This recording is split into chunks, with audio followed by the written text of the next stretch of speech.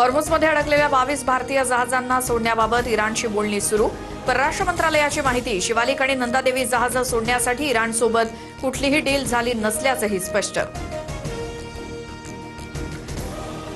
इराणचे राष्ट्रीय सुरक्षा सल्लागार अली लारिजानी मारले गेल्याचा इस्रायलचा दावा, तर इराणकडनं दावा फेटाळत अली लारिजानींनी हातानं लिहिलेली नोट एक्स अकाउंटवरनं पोस्ट. इराणचे प्रमुख लष्करी कमांडर गोलाम रेजा सोलेमानी ठार. पंतप्रधान नेत्यानाहूंच्या आदेशानंतर सोलेमानींवरती हल्ला. इस्रायलच्या डिफेन्स फोर्सकडनं पोस्ट करत दावा. सोलेमानी बेसिस संघटनेचे होते प्रमुख. डोनाल्ड ट्रम्प यांचा मित्र राष्ट्रांवरती संताप. अमेरिकेला कुणाचीही गरज नाही. हॉर्मुझ सामुद्रधुनीचं संरक्षण करण्यासाठी युद्धनौका तैनात करण्यास मित्र राष्ट्रांच्या नकारानंतर संताप व्यक्त. अमेरिकेचे राष्ट्राध्यक्ष डोनाल्ड ट्रम्प यांना धक्का. राष्ट्रीय गुप्तचर आणि दहशतवाद विरोधी केंद्राचे संचालक जोसेफ केंट यांचा राजीनामा.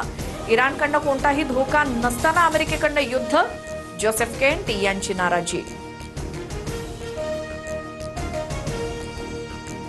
भारतानं अमेरिकेसोबतचा व्यापार करार तात्पुरता रोखला. अमेरिकेकडनं आयात शुल्क निश्चित करेपर्यंत स्वाक्षरी नाही. भारताची भूमिका. भारत अमेरिकेतील व्यापारी करार पुन्हा लांबणीवर. घरगुती गॅस सिलेंडरच्या दरात 60 रुपयांनी वाढ. गरजेनुसार केरोसिनचा पुरवठा केला जाईल. पुरवठा मंत्री छगन भुजबळ यांची माहिती.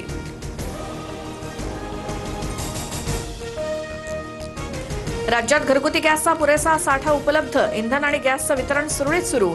भुजबळांचा दावा. घरगुती सिलेंडरचा काळाबाजार रोखण्यासाठी कारवाईचे आदेश.